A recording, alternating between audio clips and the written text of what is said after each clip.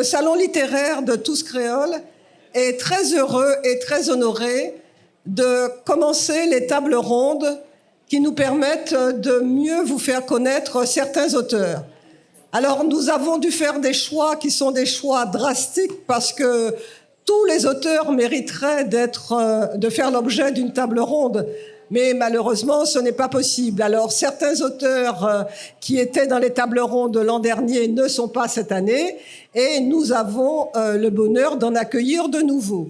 Et c'est le cas de Jean-Michel Loutobi et de Christian Bouton qui sont aujourd'hui donc à notre salon. Alors, pour vous présenter ces deux hommes que vous devez certainement connaître, ce serait... J'ai trouvé, me semble-t-il, un mot pour les désigner et j'ai pensé que le terme de passeur leur convenait très bien. Parce que Christian Bouton, vous le savez, a été directeur de la délégation SACEM, mais Christian Bouton n'a pas été, bien entendu, qu'un collecteur d'impôts. Il a été quelqu'un qui a initié, qui a innové et qui, aujourd'hui, par son livre, Les coulisses de la musique, transmet. Donc, en ce sens, c'est un passeur. Jean-Michel Loutobi, alors j'ai eu un petit peu plus de difficultés parce que nous sommes dans un salon littéraire et Jean-Michel Loutobi est présent avec ses ouvrages Yoruba Caraïbes, Osons rêver et d'autres. Mais s'il y avait aujourd'hui un salon de la peinture, il serait aussi présent et il aurait sa place. S'il y avait un salon cinématographique, il serait aussi présent et il aurait sa place. Parce que, excusez du peu, Jean-Michel Loutobi a réalisé l'an dernier Les Fractures invisibles, qui est à son 43e prix international. Et il a cette année réalisé et diffusé NCOA, qui est à son 17e prix international. Donc, nous avons la chance aujourd'hui, à l'Habitation Clément et à Tous Créoles, d'accueillir deux auteurs, créateurs qui sont à l'international. Merci, messieurs. Merci d'être avec nous aujourd'hui. Alors, je voudrais, pour mieux que nous fassions un peu mieux connaissance avec vous, je vais demander déjà à Jean-Michel, puisque j'ai décliné toutes les casquettes que tu pouvais avoir, parmi, entre la peinture, la céramique, l'écriture, le cinéma, quelle a été ta première passion ? Donc, c'est vrai que j'ai été très attiré dès l'âge de 12-13 ans. Je reprenais mes bandes dessinées, donc je faisais des dessins d'Hakim, des Ambla, des Blake et compagnie. Chose que j'avais arrêtée à un moment parce que j'ai trouvé une autre passion en seconde, c'était l'informatique, parce que j'ai fait toute une carrière, une formation, je suis allé jusqu'au DUT en informatique, donc j'ai laissé la peinture. Et puis, en 2004, je suis rentré à la mission locale en 2002 comme directeur de la mission locale et en 2004, on mène une action à Cuba sur l'art s'invite à Cuba. Et là, je me retrouve avec des artistes cubains extraordinaires, avec des jeunes, bien sûr. Et je décide à mon retour de m'inscrire au CERMAC et j'ai commencé par la peinture. Donc, c'est mon coup de cœur, reste encore la peinture parce que c'est ce qui me donne encore le plus de plaisir, même si j'ai découvert le cinéma et que il y a des choses extraordinaires que j'avais pas prévues. J'avais pas prévu de faire un film, j'avais pas prévu de faire un deuxième film, j'avais pas prévu non plus d'avoir autant de prix sur des festivals à l'international. Je dis, c'est vrai que pour l'instant, je n'ai pas encore de prix en Martinique, mais j'ai des prix un peu partout dans le monde, au Chili, au Mexique, Amsterdam et autres. Et surtout dans ce film, le premier film, Les Fractures invisibles, j'ai mis en lumière un jeune du gros monde, s'appelle Lenny Michanol. Et ce jeune a aujourd'hui 6 prix à l'international. Et je crois que c'est ma plus belle réussite, c'est ce jeune-là. Voilà. Écoute, bravo, vraiment bravo. Alors, Christian, je vais revenir vers toi, Jean-Michel. Christian, je me tourne vers toi. Et dis-nous pour commencer, en quoi consistait au départ, avant que tu nous dises en quoi tu as innové dans le travail d'innovation pour la délégation SACEM, mais au départ, la notion de droit d'auteur, la notion appliquée à nos territoires, En quelque sorte, tu as été un défricheur. Bonjour, merci beaucoup encore de cette invitation. Certes, je pense que j'ai participé. Alors, avant moi, il y a eu un monsieur qui s'appelait Serge d'Orléans. Il était martiniquais également. Il a été directeur de la SACEM. Mais c'est vrai que quand j'ai découvert cette matière, j'ai été emballé. Déjà parce que, bon, je suis pas plus juriste que quiconque, mais le droit d'auteur, le droit à la propriété littéraire et artistique, ça m'est apparu quelque chose de très intéressant. Voilà. Et puis après, j'ai compris qu'est-ce que c'était un organisme de gestion de droits d'auteur à travers ses fonctions professionnelles, ses fonctions culturelles, sa fonction économique, sa fonction juridique. Et j'ai eu du mal à imaginer que tout ça c'était à Paris et que je ne le fasse pas ici. Vous voyez? Parce que les délégations en général sont faites pour récupérer des sous, mais pas pour dynamiser un environnement culturel. Mais c'était ma passion, c'était voilà, et donc j'ai essayé de décliner toutes les mettre toutes les déclinaisons de la SACEM dans notre territoire de façon à servir le territoire. Voilà. Alors nous allons revenir sur le volet innovation que vous avez tous les deux, mais je voudrais que tu défriches encore un peu plus parce que dans ton ouvrage, tu démontres et tu montres comment la musique ce sont certes les musiciens, ce sont certes les chanteurs, mais il y a tous ceux, il y a les producteurs, il y a les managers, et tous les lieux où la musique se diffuse. Donc tu nous fais revivre les paillotes, et donc en même temps que tu nous fais vivre les acteurs de la musique, tu nous restitues l'environnement de la Martinique où la musique se produisait. Ben oui, j'ai essayé en tout cas. J'ai essayé de mettre en lumière plusieurs éléments. À un moment donné, je parle de l'histoire de la Biguine, je parle de Saint-Pierre, je parle des salles qu'il y a eu en France métropolitaine, comme on dit, avec le Bloomé, avec toutes ces petites salles qui ont permis à la musique entière de se développer. Et ça, c'est très important. C'est là que la Biguine a rencontré le jazz. C'est là que, Ernest Léardé a travaillé. Stelio a enregistré en 1931 le premier album de musique antillaise. Donc, il y a tout un passé, puisque après Saint-Pierre, rappelons-nous que beaucoup d'artistes sont partis. Ils sont allés en Guyane, ils sont allés en Guadeloupe, ils sont allés au canal de Panama. Donc, la musique, c'est aussi l'histoire. Et c'est aussi quelque chose qui m'intéresse. Évidemment, pour ne pas être trop long, la musique, c'est aussi les opérateurs. La musique antillaise n'est pas née du disque, elle est née des prestations, elle est née des bals, elle est née des entrepreneurs de bals, elle est née des paillotes. Je parle des paillotes, l'Impérial Paillote de Trois-Îlets, le Cabana Plage du Vauclès, le Miramar du Robert, toutes ces paillotes-là. Et puis, enfin, il y a tellement de choses à dire. Il y a des moments où les orchestres jouaient 2 fois dans la soirée. Et puis, je parle des balles du club de football aussi, le bal du Golden Star, le bal des classes terminales, le bal des... Voilà. C'était tout ça, en fait, que j'ai essayé de restituer, mais tout en étant contemporain, puisque je parle d'aujourd'hui et un peu de demain également. Tout à fait. Mais c'est important pour mieux faire comprendre ce que nous sommes aujourd'hui, il est nécessaire qu'il y ait des gens comme toi et des gens comme Jean-Michel qui arrivent à nous restituer ce que était notre passé, parce que aujourd'hui, ce que nous sommes, nous le devons à tous ceux qui nous ont précédés. Et Jean-Michel, ton premier livre s'intitule Corps, mémoire du futur. Alors, on a l'impression qu'il y a 2 mots qui paraissent s'opposer, mémoire et futur. Et en plus, tu parles du corps, mémoire du futur. Alors, dis-nous un peu plus, parce que pour ceux qui n'ont pas encore lu, on voudrait davantage comprendre. Tout à fait. Alors, c'est vrai que dans mes peintures, j'aime beaucoup l'abstraction. Donc, j'aime bien ces choses qui permettent aux gens de réfléchir, de ne pas juste absorber une image. Quand on fait du figuratif, on regarde, c'est une belle personne, ou c'est un bel arbre, ou une belle maison. Lorsqu'on est dans l'art abstrait, effectivement, ça amène des discussions, et chaque fois que je pose un tableau, je pose un débat aussi avec le public, avec les gens qui regardent. Et je dis souvent, l'œuvre naît sous le pinceau, mais continue à vivre dans les yeux de tous ceux qui regardent. Et ça, c'est très important pour moi, parce qu'en fait, chacun a sa perception.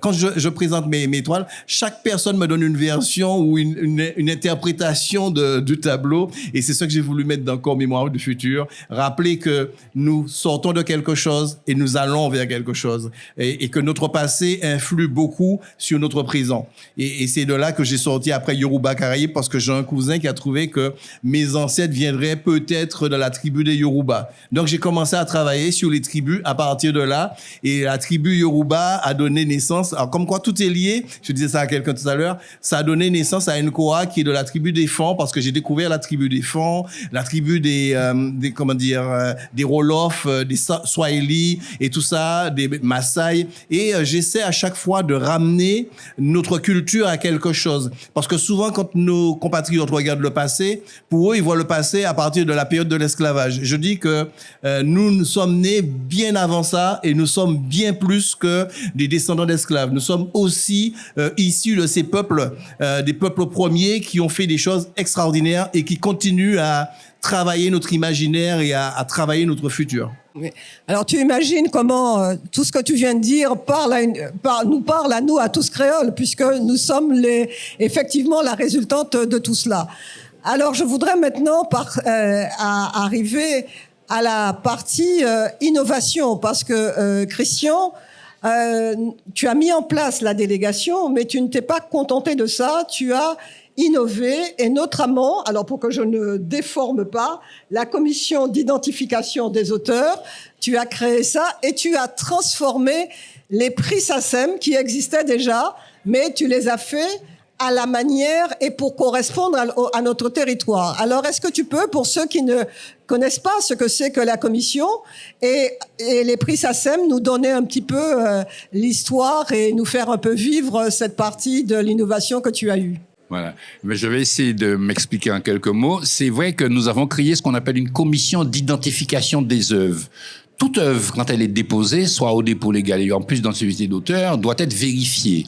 Alors avant, il y avait des inspecteurs musicaux de la SACEM, puisqu'on déposait des partitions, puisqu'il faut identifier l'œuvre, et les responsables musicaux traitaient les partitions. Et un jour, je suis arrivé à Paris, où il y avait des inspecteurs musicaux, il m'a dit, les belles partitions que nous recevons des Antilles, c'est de Paul Rosine. Non, c'est ça, en fait, je le dis parce que partitions bien écrites, propres et tout, avec les arrangements et tout. Et puis, progressivement, on s'est rendu compte qu'il y avait une nécessité, puisque c'est nous qui connaissons notre répertoire, de filtrer les dépôts ici. Parce qu'il y a des gens qui déposaient n'importe quoi à Paris.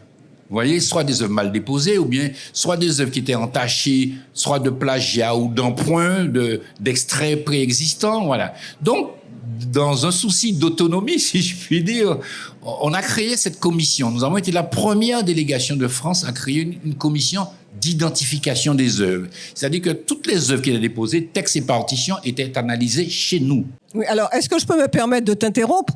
Parce que ça me paraît important de préciser quand tu parles d'une œuvre qui a l'auteur et il y a le compositeur. Voilà, et éventuellement l'arrangeur. L'arrangeur. Il peut y avoir les co-auteurs ou des co-compositeurs. Voilà, c'est ça. Donc il y a tout ça. Tous ces gens-là sont ayant droit, puisqu'ils ont une propriété intellectuelle du point de vue du droit national. Bien, alors nous avons créé cette commission et c'était une manière aussi de faire représenter la SACEM de manière plus concrète. Ce n'était pas un simple bureau puisque Fernando Nassien était président de la commission, Paul Rosine était vice-président, il y avait Barel Copette, il y avait Léon Sainte-Rose, après il y a eu Ralph Perroni. Donc c'était une manière aussi d'intégrer les auteurs et les artistes locaux dans le non-non pour que la réflexion soit plus large. Il n'était pas simplement toucher de l'argent, déposer des œuvres, mais comprendre bien évidemment tout cela. Et puis, c'est dans ce cas, effectivement, alors il y avait les prix SACEM à Paris, c'était très confidentiel, mais j'ai fait les prix de la SACEM à la Martinique. J'ai créé le premier prix SACEM, et je ne veux pas être trop long, mais quand j'ai créé les premiers prix SACEM, c'est M. Oyoen qui avait le jardin de Jade à Shellshire. Il m'avait prêté l'étage. Et quand je commençais les prix, je me suis rendu compte que je n'avais pas d'animateur. Je n'avais pas le temps de penser à un animateur. Voilà. Et le premier prix que j'ai remis, c'est toujours à Paul Rosine pour Jour ouvert. Jour ouvert. Mais jour à quand ouvert. Voilà. Alors, donc j'ai créé ça. Après, j'ai créé le festival Biggie Jazz. Après, on a fait la fabrique à chansons. J'ai beaucoup collaboré avec le CMAC dans des concours internationaux de composition. Voilà. Et puis, voilà, j'ai fait tout ce que j'ai pu, en tout cas. Alors, moi, je trouve qu'il est important que ceux qui nous écoutent prennent conscience de ce que, à la Martinique, nous avons des personnes qui ont su créer la mise en valeur du patrimoine, parce que la musique, ça fait partie de notre patrimoine. Mais pour beaucoup de personnes, il suffisait de jouer d'un instrument ou de chanter une chanson sans comprendre forcément qu'il y avait un auteur derrière, qu'il y avait un compositeur. Et cette notion de sérieux, d'exigence et de reconnaissance, ce sont des notions importantes. Oui, tout à fait, absolument. Alors, juste vous ajouter que quand on faisait les prix de la SACEM, on avait plusieurs catégories. On avait meilleur auteur, meilleur compositeur, meilleur arrangeur. On avait succès de l'année. Vous voyez, à un moment donné, on a fait la chanson de l'année. Vous voyez, parce que c'était aussi une manière d'attirer l'attention sur la chanson. Certes, on a besoin de danser, mais on a besoin d'émotion aussi. Et Racine de Cali, par exemple, a eu le prix de la meilleure chanson de l'année. C'était une manière de faire en sorte que d'ouvrir les voies de la création, voilà, vers des horizons nouveaux. Voilà. Eh ben, tu me permets de faire la transition vers Jean-Michel, puisque tu as parlé d'émotion. Et s'il y a une chose qui se retrouve dans toutes les créations de Jean-Michel, c'est l'émotion, que ce soit au niveau de la peinture, que ce soit au niveau des livres, que ce soit au niveau du film. Et donc, pour revenir à tes livres, hein, puisque nous sommes au salon littéraire, j'aimerais, est-ce que la notion de transmission, puisque au début je disais que je considérais que vous étiez tous les deux des passeurs, est-ce que cette notion de transmission a tout de suite été présente à ton esprit en réalisant tes ouvrages? Alors, c'est toujours présent parce que, je l'ai dit tout à l'heure, je suis directeur d'une mission locale, donc c'est l'insertion des jeunes 16-25 ans. Et depuis 2002, j'essaie d'apporter aux jeunes Martiniquais quelque chose de différent. J'essaie de leur ouvrir l'esprit en disant... vous êtes maître de votre avenir et vous pouvez rêver et oser rêver grand. Parce que souvent, on nous a dit oui, mais il faut pas faire ça parce que si tu fais ça, ça va pas marcher. Les gens vont ci, les gens vont ça. Et en fait, à chaque fois, on a essayé de transmettre la peur aux gens. Et ben ça fait très longtemps qu'on le fait ça. C'est-à-dire que ce peuple-là, on a toujours vécu dans la peur et on a toujours réussi à transmettre la peur aux autres. Et ce que je veux dire à la jeune génération qui arrive, ne laissez personne changer votre rêve, quel que soit le rêve que vous avez. C'est pas une note en français ou en mathématiques qui devrait venir changer votre rêve. Au contraire, vous devez partir d'un rêve et aller chercher tout ce dont vous avez besoin parce que dans cette vie-là, par exemple, quand je vois aux États-Unis, l'Américain, il commence par avoir un rêve et puis après, il cherche les personnes qui pourraient aider le rêve à se réaliser. Et je crois qu'en France, on fonctionne à l'envers. On regarde quelles compétences on peut avoir avant d'aller jusqu'au rêve. Mais c'est le rêve qui doit mobiliser les compétences. C'est le rêve qui doit nous permettre de grandir. C'est le rêve qui doit travailler la motivation. Souvent, quand je présente des jeunes à des entreprises, l'entreprise me dit, je veux un jeune motivé. Mais pour qu'il soit motivé, s'il est dans l'orientation subie, eh ben, il va pas être motivé. Par contre, s'il aime ce qu'il fait, il va travailler jour et nuit dans ce qu'il fait. Et je vois aujourd'hui ce que ça fait au niveau de beaucoup de jeunes. Beaucoup de jeunes viennent me demander des conseils sur leur avenir parce que des fois, ben, ils ont du mal à se positionner, soit par rapport à la famille, soit par rapport aux amis, soit par rapport à si. Je dis, vous savez, j'ai voulu faire du cinéma. Ben, j'ai commencé par faire une formation de réalisateur, de scénariste, ainsi de suite. Mais quand j'ai commencé à faire ces formations, j'avais déjà mes projets de scénario qui étaient déjà là. Donc, dans la formation, j'ai pu aller très, très vite parce que je savais déjà où je voulais en venir, où je voulais aller. Et quand on ne sait pas où on veut aller, c'est Sénèque qui disait ça, il n'y a pas de vent favorable pour celui qui ne sait où aller. Et je crois qu'il est important de poser les bases, de poser nos rêves et après de travailler nos rêves. Alors, tu as un peu anticipé sur la question suivante, mais je ne vais pas la poser tout de suite. Je voudrais te demander si, compte tenu de tes succès au cinéma, est-ce que nous t'avons perdu pour la littérature? Je pourrais dire que non, parce que je suis en train de travailler sur 2 livres, 2 romans, parce que là, c'est un livre sur l'insertion. J'ai un autre livre sur l'insertion, mais je suis en train de travailler sur 2 romans qui me tiennent à cœur, parce que chemin faisant, je rencontre plein de gens, plein de belles personnes, et toutes ces personnes m'enrichissent dans la tête et me donnent des raisons de pouvoir. Donc, vous allez le savoir prochainement, mais j'ai 2 livres en préparation, 2 romans en préparation, et on nous a pas perdus parce que je crois que je reste ancré dans ce territoire et ancré dans ce que je fais, parce que je pense que nous avons une belle jeunesse, nous avons encore beaucoup de belles choses à construire avec cette jeunesse, et je prends beaucoup de plaisir à le faire. Et tu m'as posé la question pour le livre, mais aussi pour le cinéma. J'ai un projet que je développe en ce moment. Donc, j'ai réalisé encore un scénario. Je suis en train de travailler avec un studio sur Bordeaux qui travaille avec les studios Disney sur les États-Unis. Donc, on est sur un gros projet et je suis en train d'écrire 2 autres scénarios pour 2 autres projets qui me tiennent à cœur. Est-ce que tu dors à un moment? Alors, c'est vrai qu'on me pose toujours cette question. Oui, je mets des pauses. Mais voilà, comme beaucoup de gens, je suis un hyperactif et il me faut me nourrir régulièrement. Alors, Christian, je me tourne vers toi parce que Jean-Michel avait déjà commencé à parler de l'avenir en disant il faut rêver, en disant aux jeunes il faut avoir des rêves. Et toi, tu ne te contentes pas dans ton livre, même si tu nous restitues une histoire, si tu nous parles de ce qui a existé, tu projettes en disant voilà, tu as une vision en quelque sorte, et donc nous aimerions que tu nous fasses partager ta vision. Ce sont quelques idées, c'est pas.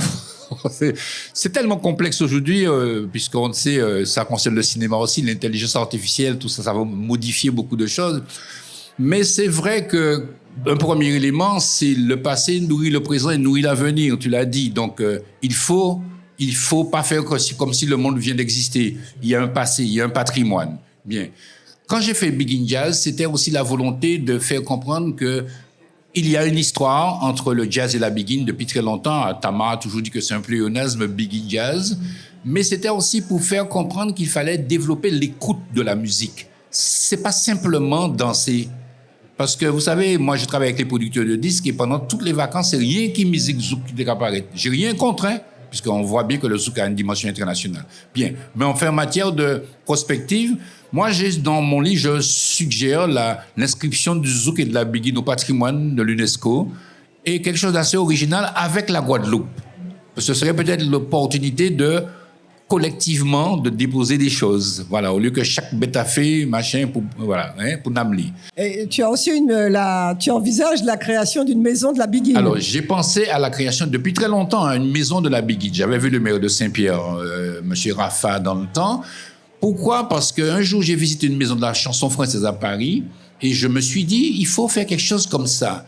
Alors, j'ai même fait un schéma de la maison de la biguine avec des éléments de documentation, c'est-à-dire des pochettes d'albums, des enregistrements, des films, des écrits, vous voyez, des personnages. Je pense qu'on peut construire un savoir autour de Ernest Léardi, de Beryl Coupet, de tout ça, et faire en sorte aussi qu'on fasse un lieu touristique, pour que les gens visitent la maison de la biguine, connaissent notre répertoire et puis apprennent à danser biguine. Tu étais visionnaire. Donc, simplement, voilà. Tu avais peut-être raison un peu trop tôt, mais ça veut dire qu'il faut quelquefois remettre sur le tapis des projets qui, sur le moment, ont semblé être trop ambitieux. Absolument, tout à fait. Donc, j'essaie de développer un petit peu tout ça. Bon, sans beaucoup d'espoir, mais pourquoi pas, hein, avec de l'espérance, si je peux faire la nuance, quoi. Alors, je voudrais, même s'il n'y a pas beaucoup de monde assis, mais on avait prévu un temps éventuel de pose de questions. S'il y a une ou 2 questions à poser, mais oui, donc il y a ce temps qui est laissé au public. Marilyn, est-ce que tu peux amener un micro? Merci à Frédéric. Frédéric devant. Merci déjà, Christian et Jean-Michel. Merci beaucoup. Merci, cher Daniel, Jean-Michel et Christian, pour ces partages qui sont inspirants. Voilà, là, vous m'avez boosté. Même si je suis un petit peu fatiguée, vous m'avez boosté. Alors, j'ai une question aux deux, si tu le permets, Daniel, à Jean-Michel et à Christian, que j'ai le plaisir quand même de connaître un tout petit peu. Ma question, c'est, ils ont plein de talents, ces 2 hommes. Ils ont plein de talents, ils ont approfondi beaucoup de choses, beaucoup d'expertise. Comment est-ce qu'on fait pour choisir quand on a plein de talents? C'est ça ma question. Comment on fait pour choisir? Je vais te répondre. Il faut pas choisir. Il faut aller à l'inspiration. Il faut pas choisir. Si tu te mets à choisir, ça veut dire que chaque fois qu'on renonce à quelque chose, on s'ampute de quelque chose. Et je crois qu'il est important de vivre ses rêves pleinement. Je l'ai dit tout à l'heure, je travaille sur 2 romans. Je travaille sur 2 romans en même temps. De temps en temps, j'en prends un. De temps en temps, je prends l'autre et ainsi de suite. Je fais pareil avec mes tableaux. J'ai 5 tableaux alignés et à chaque fois, il y a un truc qui va et il faut peindre au moment où tu as envie de peindre. Il faut pas peindre parce que tu as une obligation. Il faut peindre parce que tu as envie de peindre. Le cinéma, c'est la même chose. J'écris quand j'ai envie d'écrire. Mais j'écris pas juste parce que il faut écrire. J'écris parce que ça doit être basé sur l'envie, sur la motivation.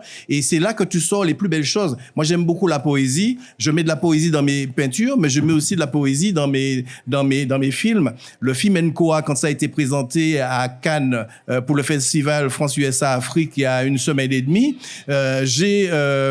comme par hasard, il y avait dans le jury un Gabonais. Et moi, j'ai situé mon film au Gabon. Et le monsieur, il m'a dit, écoute, ton film m'a beaucoup touché. Et tu sais, pendant tout le film, je notais tous les poèmes, tout ce que tu avais mis dedans. Et ça me plaît parce qu'en fait, il me dit, ces poèmes-là me rappellent mon enfance. Mais oui, mais ça lui rappelle son enfance, mais moi aussi, ça me rappelle mon enfance. Et c'est ça qu'on doit vivre aujourd'hui. Ne pas avoir à trier. Au contraire, il faut y aller. Peut-être après, on fait des choix lorsqu'on a déjà construit. Mais il ne faut pas faire les choix au début. Donc Jean-Michel a plaidé pour la gourmandise. Non, je plaisante. Mais et toi, Christian? Ta question m'embarrasse un peu, je t'avoue. Comment faire pour choisir? Ben oui, c'est ça. Ben, je sujet. répondrai de façon un peu théorique, mais enfin, je veux dire, l'esthétique, la beauté, la pondération, l'humilité, enfin, je veux dire, sont des éléments qui sont constitutifs de la vie de l'homme. Dans l'art, effectivement, la consommation immédiate, si tu veux, nous limite un peu. L'art nécessite un approfondissement. Le cinéma, la littérature, la peinture. Donc, j'ai envie de dire qu'il faut peut-être créer les conditions pour que nos jeunes travaillent, si vous voulez, sur ces éléments-là. Je sais que c'est pas facile puisqu'on est immergé, on est étouffé de médias, de réseaux sociaux et tout et tout. Et dans ce contexte, il faut de nouvelles politiques culturelles. Je sais que c'est plus facile à dire qu'à faire. Mais c'est ce que je peux dire. Et puis, il faut des salons comme celui de Tous Créoles. Il faut multiplier les manifestations culturelles, le théâtre, la lecture, et faire en sorte que les jeunes soient imprégnés, non pas d'un désir de voyer monter, il y a d'un aussi, mais si vous voulez, d'un désir de contribuer à l'évolution de leur société. Voilà.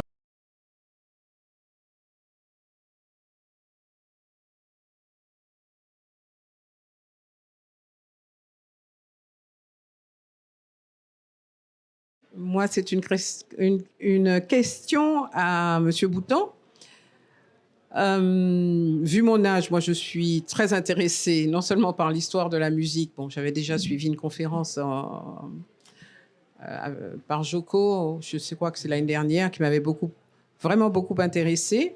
Et quand on voit l'évolution de la musique chez nous, elle est très intéressante, on va dire, en résumé. Que pensez-vous de l'introduction et du danger ou des avantages? Surtout, enfin, moi je pense plutôt danger parce que quand je vois le niveau de la musique actuelle, bon, c'est un avis personnel. Que pensez-vous de l'IA, l'introduction de l'IA? Je vois déjà sur votre petit sourire de côté que ce sera difficile à gérer. Et moi, je trouve que c'est un danger. Mais j'aimerais quand même avoir l'avis de... Voilà. Et d'un artiste aussi.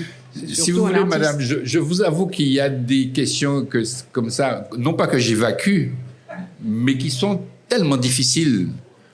Parce que je suis de la génération du disque vinyle, avec les belles pochettes, avec le nom de tous les artistes derrière.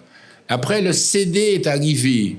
Et le CD, ils ont déjà parfois effacé. Mais enfin, parfois, il y a des gens qui faisaient des petits livrets qui accompagnaient les CD. Voilà.